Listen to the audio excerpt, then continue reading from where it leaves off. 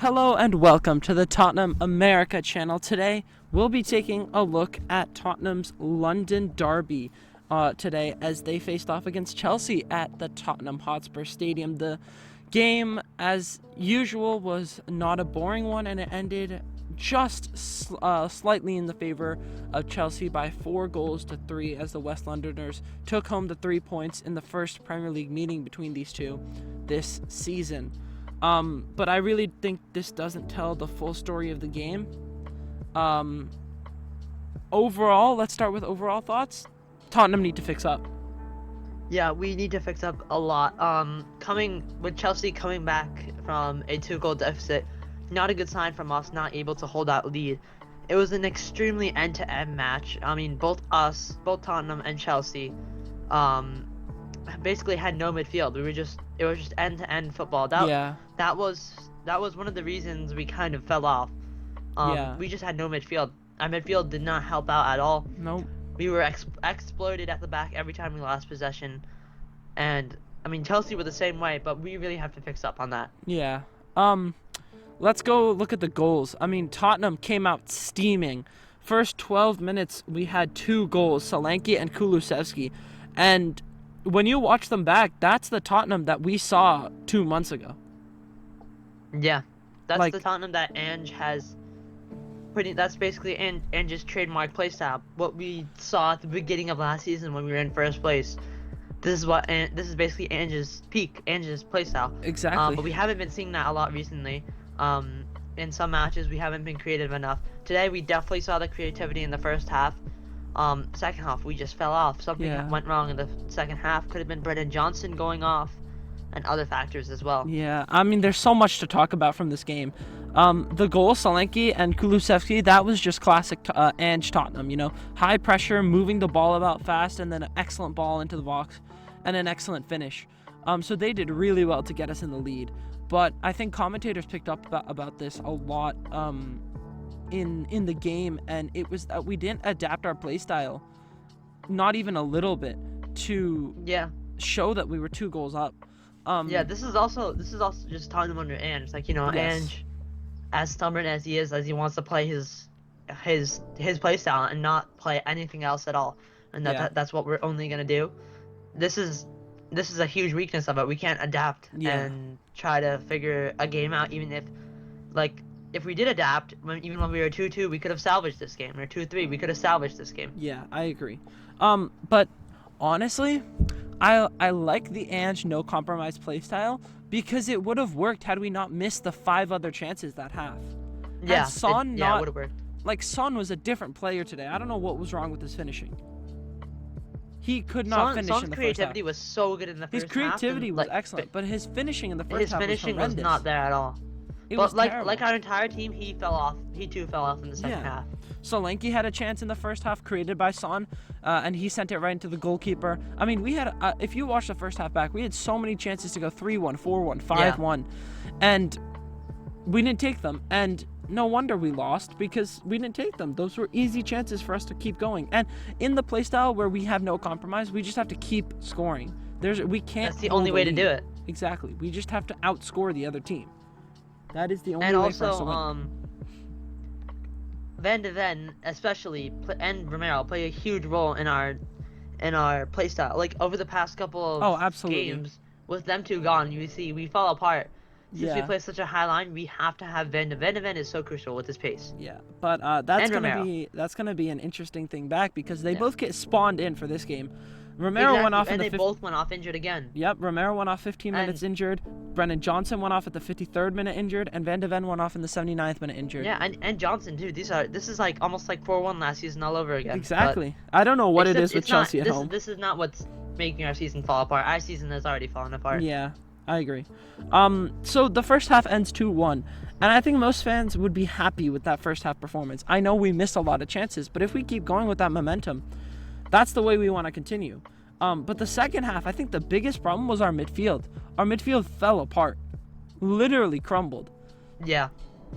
I mean, I think with Kulusevski almost playing as a playmaker / winger, when he plays cam, he plays very attacking. He has little defense. I mean, he does have defensive responsibilities, but on the counter, he doesn't do much to get back. I mean, that's okay. Which is fine. But Basuma and Sarr have to really do something. Exactly, and that's why I think we're really feeling the effects of not having Bentancur, or dare I say, not having like a Højbjerg type player to just hold in front of the defense, right?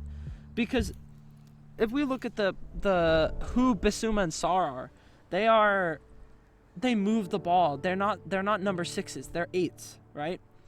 They're box to box. They're box to box. Bentancur is that player who moves the ball from deep and then holds the deep line. And while Højbjerg can't move the ball, he can hold the deep line. He is the one who would have been in front of the defense taking everything out. And that's why I think not replacing him was a really, really big issue for us. And we lost Skip. Skip and Højbjerg, losing those two in the playstyle that we have is a huge hit. Yeah, we just rely on just our back four too much. Yeah. And you know, no wonder Romero and Van de Ven get injured so much. Exactly. It's because those two there's so much pressure on those two. And then obviously the second half just fell apart. Palmer got 2 penalties. Basuma lost the ball and then gave away a stupid penalty. Sarr, I don't know what Sarr was doing. I'm sorry. Cole Palmer is running away from the goal into the corner and Sarr pushes him over. It's clumsy. I don't know where the logic is in that. Like, I get if he's running towards the goal and it's a last man, but he's running away from the goal and the defense is like coming back to secure up. Why are you fouling him like that? Exactly. But it wouldn't be Tottenham without giving them a little bit of last-minute hope, right? So Son scored in the 90 plus 6 minute to give us the very smallest point of hope. But overall, that second half was just absolutely, just ridiculously bad. Yeah, we really fall apart. But also, one player who I want to talk about is Timo Werner. When he came on, he seemed pretty good. Mm-hmm. If you saw the last play of the game. Oh, that ball. My God. That was an excellent ball. No one got onto it, though. Maybe like a foot too high, but the curl was perfect, and I swear, I don't know who. Excellent ball. Yeah, I don't know who was. On his left foot, too. Someone was running into the box with Son on the left of him. And I don't know if it was Solanke or Madison, but whoever was on the left, if they just sped up a little bit more, they would have caught that ball. But yeah, that's where we kind of missed Kane a little bit. Yeah, but had Kane been there, he would have found a way to put that away. Somehow, right? Flown into the air or something. But I think the next question here is, does this call for a managerial change? And I say no. Resoundingly no. Yeah, I say no too, because when Ange comes in, he's planning. He came in to rebuild the entire team. Exactly. That's gonna take a long time. Yeah. Because think about it, before Ange, who was our manager? Conte, Mourinho. Nuno. Very defensive managers. Or like Conte, who plays with the back five, or like wing backs. Very different. So we have to completely rebuild the team. And I'd give Ange pretty much in his first 2 seasons, I'd give him a pass in both of those first 2 seasons. Me too. Just to rebuild. Look at Mikel Arteta and Arsenal. His first 2 seasons under them, they finished 8th in both of them. In like some of their 10-run games, they had like 9 losses. Yeah. And Arsenal fans were, they weren't happy, but they were fine with it because they knew this was a project. And I think what Tottenham fans have been trained to do is kind of accept that there needs to be constant change, and the only reward that we get from that is maybe a top 4 finish here and there. Because that's all we've been doing since Pochettino. That's been the cycle since Pochettino. Exactly. Like, Mourinho came in, he got us 2 top 4 finishes, but our entire team was just messed up after he left. Then we bring in Nuno. He's here for like 3 games. And then we bring in Conte. Conte looked promising at the start, but then you start to see, like, once his defensive magic starts to creep out, it's the same, like, continuing cycle, and then we just lose the dressing room, and then the manager's sacked, and we bring in someone else. Andrew's the first manager where the board showed this drive to just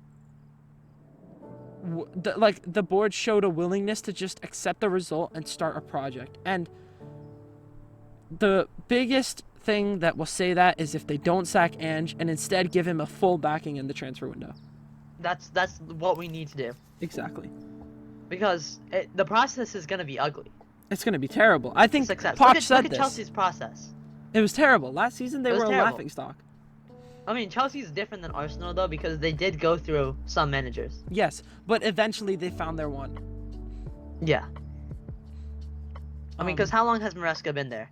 He's been there for not long, but Not long the at thing all. is, the managers before him were able to get the players in. They were not all like immediate success managers like we've had. Pochettino's not an immediate success manager. He's more of a gradual growth one, which they had before Maresca. So, I don't think it's fair to relate Chelsea to Tottenham because the managers that we've had are completely different. Yeah.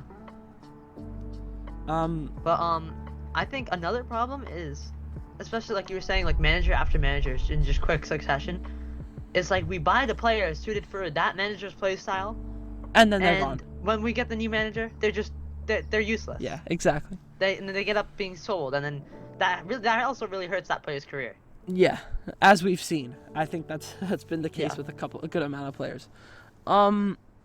But I think we can honestly spin this into another video talking more about what do Tottenham do from here on out, because I think this is a really interesting topic, and I think it's one that from the outside will be an obvious answer of sack the manager, but I think from the inside, when you take a step back and look at where we've been in the last 7 to 8 years, you start to realize that no, sacking the manager is not going to be the answer here. Yeah, definitely. Yeah. But that's it for our review of Tottenham's 3-4 loss to Chelsea in a London derby. What started out as an amazing game very quickly turned into a garbage dumpster fire.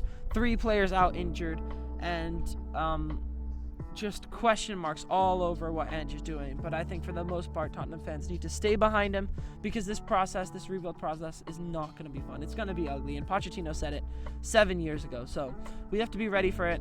But in the meantime, while we deal with our rebuild process, we've got Rangers away this Thursday in the Europa League. Then we've got Southampton away. Manchester United at home in the EFL Cup. I think that's a must-win if Ange really wants to show success here. Then we've got Liverpool right after that. So Thursday to Sunday, Man United, then Liverpool. So that's going to be a very tight week. But I think it is really up to him to get some results now because we are really struggling. But that's it for our review. Thank you for watching. Make sure to like and subscribe if you enjoyed the video. Comment down below your thoughts on this game and what do you say about Ange? Where do we go from here? And until next time. Come on, you Spurs!